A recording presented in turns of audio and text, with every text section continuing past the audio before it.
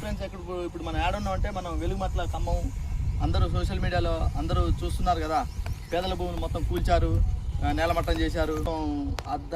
అంతరంగా వచ్చి మార్నింగే మొత్తం పేదల భూములు కూల్చారని అన్నారు కదా. అదే ప్లేస్లో ఇప్పుడు మనం ఉన్నాం ఫ్రెండ్స్.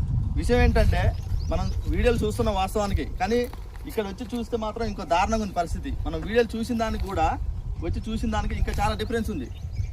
మనం మామూలుగా ఏదో వీడియోలు చూస్తూ ఉంటాం సోషల్ మీడియాలో, రీల్స్ ఇట్లా స్క్రోల్ చేస్తూ ఉంటాం, ఏదో అట్లా లైకులు చేస్తూ ఉంటాం. కానీ వాస్తవానికి ఇక్కడ వచ్చి చూస్తే మాత్రం ఇంకో రకంగా ఉంది బాధ. ఇప్పుడు ఒక మనిషి జీవితకాలంలో ఒక ఇల్లు కట్టుకోవాలంటే ఎంతో కష్టపడాలి, ఎంతో కష్టపడితేనే ఇల్లు కట్టుకుంటాడు. అలాంటిది ఒక 800 కుటుంబాలు 1000 కుటుంబాలు ఇక్కడ ఇల్లు కట్టుకొని ప్రశాంతంగా ఉంటున్న ఒక తరుణంలో ఎవరో మన ఒక రాక్షసుడు, ఎవరో మన ఒక సైతాన్ వచ్చి పడ్డట్టు ఒక 800 కుటుంబాలని ఇక్కడ అర్ధాంతరంగా వాళ్ళని నేలమట్టం చేసి వాళ్ళ జీవితాలని ఆగం చేసి చూస్తే చాలా బాధాకరంగా ఉంది. అసలు వచ్చి చూడాలి. అసలు ఖమ్మంలో రాష్ట్రంలో జనాలు రాకపోయినా లేదు కనుక మినిమం ఖమ్మంలో ఉన్న జనాలు, ఖమ్మంలో ఉన్న చుట్టుపక్కల ప్రాంతాల్లో వచ్చి జనాలు మొత్తం చూడాలి. ఎందుకంటే ఇది ఒక మన బాధ కాదు, మన మనిషి బాధ. ఇప్పుడు మనతో పాటు ఉండే ఒక మనతో చుట్టూ తిరిగే ఒక మనుషుల బాధ ఇది. ఓకేనా?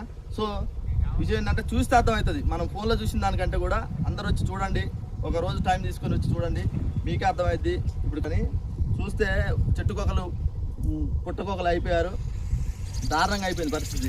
ఓకేనా ఫ్రెండ్స్? చూడండి. ఎందుకంటే ఇప్పుడు మన ఖమ్మం అంటే ఇప్పుడు చాలా మనం గట్టిగా సపోర్ట్ చేసి గెలిపించినాం, వాళ్ళే మనని ఇట్లా నట్టేయటం ఉంచారు. కాబట్టి మనం ఏంది ఇక్కడ దీని ద్వారా మనం ఏం గుణపాఠం నేర్చుకోవాలనే దాని గురించి ఈరోజు మనం తెలుసుకోవచ్చు ఇక్కడికి వచ్చి చూస్తే.